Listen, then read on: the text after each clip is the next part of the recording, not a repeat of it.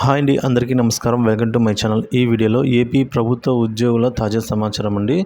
So ప్రభుత్వ ఉద్యోగులకు జీపీఎస్ను తీసేసి ఓపీఎస్ను అమలు చేసే దిశగా ప్రభుత్వం అడుగులు వేయాలని అయితే ప్రభుత్వాన్ని కోరడం జరిగిందండి. ఉద్యోగ సంఘ నేత శివారెడ్డి కీలక ప్రెస్ మీట్. సో ఆయన ఈ ప్రెస్ మీట్లో ఏం చెప్పారు అన్న పూర్తి వివరాలు అయితే ఇప్పుడు మనం చూద్దాం. వీడియోని అయితే ఎక్కడ కానీ స్కిప్ చేయకుండా ఎండ్ వరకు చూడండి, అప్పుడే పూర్తి ఇన్ఫర్మేషన్ అర్థమవుతుంది. వీడియోకి ఒక లైక్ చేయండి ఫ్రెండ్స్. ఆయన ఏమన్నారు అనేది ఆయన మాటల్లోనే ఇప్పుడు తెలుసుకుందాము.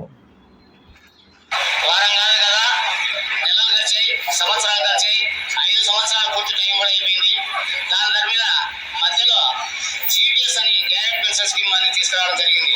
ఉద్యోగులు ఉపాధ్యాయులు ఎవరూ కూడా వద్దని చెప్పినా కూడా పెడచంలో పెట్టి మా మాట వినకుండా అక్టోబర్ 2023లో దాన్ని అసెంబ్లీలో పెట్టి జీపీఎస్ విధానాన్ని పాస్ చేయడం జరిగింది. అయితే ఎప్పుడు కూడా ఓబీసీ కావాలని ఉద్యోగ సంఘాలందరూ కూడా ఎన్ని మీటింగ్లు పెట్టి కూడా జరిగింది.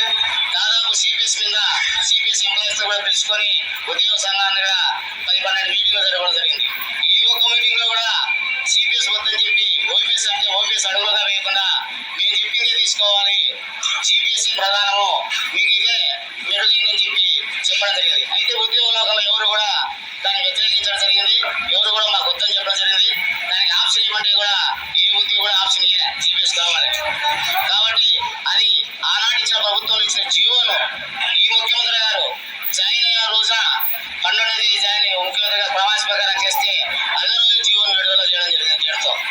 మరి అది కాక నిన్నలాగా మొన్న గజెట్ లో 197 కానీ గజెట్ కూడా 296 పెట్టి అమలు చేస్తున్నామని చెప్పారు. మరి ఏదో గత ప్రభుత్వం ఇచ్చిన దాన్ని ఈ ప్రభుత్వం ఎటువంటి పరిస్థితుల్లో అమలు చేసే ప్రసక్తి లేదు. ఈ ముఖ్యమంత్రి గారు అదేవిధంగా క్యాన్వాస్ లో ఇప్పుడు ఉద్యోగులు సిపిఎస్ అందరూ కూడా అక్కడక్కడ అడిగితే తప్పకుండా మీకు మెరుగైన చేస్తాను, ఖచ్చితంగా మీకు మేలు జరిగే విధంగా తీసుకొస్తామని చెప్పి మాట ఇవ్వడం జరిగింది.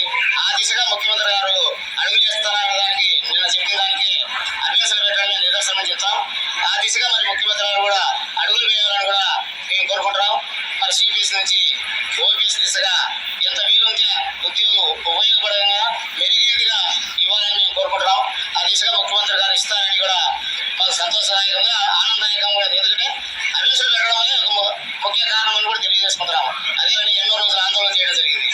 ఒకటి కాదు కదా, ఆ పెన్షన్స్ కదే 15వ తేదీ 16వ తేదీ జీతాలు పడేది పెన్షన్స్. మరి అటువంటిది ఈ ప్రభుత్వం వచ్చిన వెంటబడే 1-2 రోజులనే ఆల్మోస్ట్ పెన్షన్స్ కూడా అందరికీ జీతాలు పడేది. మరి అదే దిశగా రాబో కాలంలో కూడా 1వ తేదీ అందరికీ కూడా జీతాలు పడే విధంగా ఉండాలని.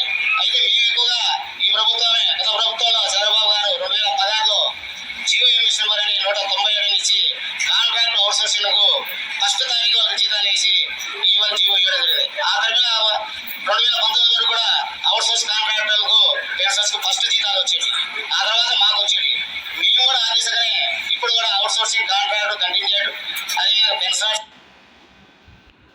ఫ్రెండ్స్, ఆయన ఏమంటున్నారంటే, సో ప్రభుత్వం 12వ తేదీ చేసి జూన్ 12వ తేదీ ప్రభుత్వం అయితే ప్రమాణ స్వీకారం చేయడం జరిగింది. సో అదే రోజున ఈ జీవోను జారీ చేశారు.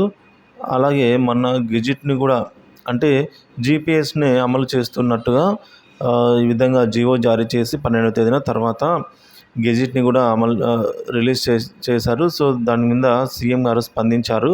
సో ఈ స్పందన వల్ల మాకు ఏమర్థమైందంటే, సీఎం గారు కూడా జీపీఎస్ నుంచి ఓపీఎస్కు అడుగులు వేస్తున్నట్టు, అంటే ఆ విధంగా అడుగులు వేయాలని కూడా వీరైతే మనం కోరుకోవడం జరిగింది. అలాగే ఇంకా ఉద్యోగ పెన్షన్లకు సంబంధించి జీతాలు పెన్షన్లు 1వ తారీఖునే చెల్లించే దిశగా కూడా ప్రభుత్వం అయితే చెప్పిన మాట ప్రకారం అయితే చేస్తోంది. కాబట్టి సో ఇప్పుడిప్పుడే ఉద్యోగ పెన్షన్స్కి కూడా ఈ ఓపీఎస్ మీద కూడా నమ్మకం కలుగుతుందని అయితే చెప్తున్నారు. సో మరి చూడాలండి, మనకు ఇక జూలై నెల శాలరీలు చూడాలి. 1వ తేదీన ఆగస్టు 1, 2 తేదీలలో జమ అవుతాయా, లేకపోతే లేట్ చేస్తారా అనేది అయితే చూడాల్సి అయితే ఉంది ఫ్రెండ్స్. అలాగే ఈ ఓపీఎస్ కూడా ఎంత త్వరగా వీలైతే అంత త్వరగా అమలు చేయాలని అయితే కోరుకుందాము. ఏపీ ప్రభుత్వ ఉద్యోగ పెన్షన్ల తాజా సమాచారం కోసం మన ఛానల్ని సబ్స్క్రైబ్ చేసుకుని అప్డేట్స్ అయితే ఫాలో అవుతుండండి. Thank you for watching this video.